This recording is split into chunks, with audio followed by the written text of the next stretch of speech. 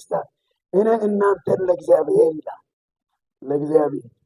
ለእግዚአብሔር ትሆኑ ዘንድ ለሱ ክብር ትኖሩ ዘንድ የእሱን ወንጌል ትናገሩ ዘንድ የእሱ መልእክተኞች ትሆኑ ዘንድ እግዚአብሔር በእናንተ ይከብርባችሁ ዘንድ እግዚአብሔርን አስከብራችሁ ኖራችሁ ትሞቱ ዘንድ ይሄን እመኝላችኋለሁ። ቅናት አለ።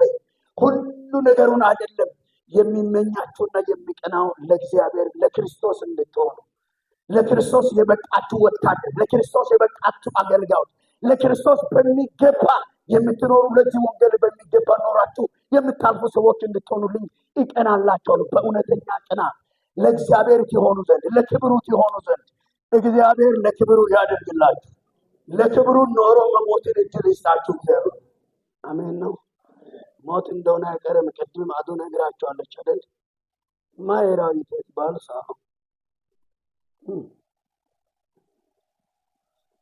ፕሮግራም ሳይሰጠን ጥሪ ሳይደርስ አንድ ቀን ለቅናት እንሄዳለን። ሁሉንም እጃችን ላይ ያለውን ጭምር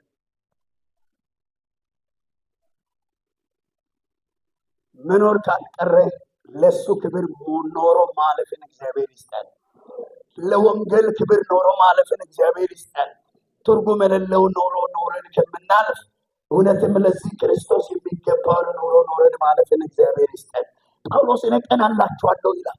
ምድር ላይ ያለው ሰው ሁሉ ብዙ አለ። ከነዚህ መካከል እናንተ ለክርስቶስ እናንተ ለእግዚአብሔር ለከበረ ሃሌሉያ። ምድር ላይ ብዙ ፍጥረት አለ። ምድር ካሉ ፍጥረት እዚህ ሰፈር ላይ ብዙ መሬት አለ። ካለው መሬት የታደለና የተባረከ መሬት ነው። ብዙ ህንጻ የተሰራበት ብዙ ፎቅ ብዙ ነገር የተነጠፈለት አለ። የታደለና የተባረከ መሬት ነው። እግዚአብሔር ሊከብርበት ዘንድ ለእግዚአብሔር ክብር እየተጠቀማችሁት ያሉት ይሄ አፈር ራሱ የተባረከ ኢየሱስ ጌታ። እናንተም ከሰው ከምድር ከሚኖሩ ሰዎች ተለይታችሁ ለክርስቶስ ተለይታችሁ የተቀመጣችሁ ሰዎች የታደላችሁ ናችሁ። ለእግዚአብሔር ክብር የተለያችሁ ለዚህ ወንጌል የተለያችሁ የታደላችሁ ናችሁ። ጳውሎስ ይሄንን ሐሳብ ከተናገራቸው በኋላ ቀጥሎ የሚያነሳው ሁለተኛ ከባድ ቃል አለ።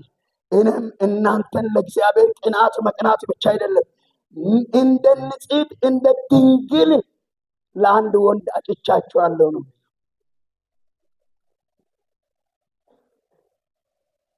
ሙሽራው አለ። ቤተክርስቲያንን እንደ ሙሽሪት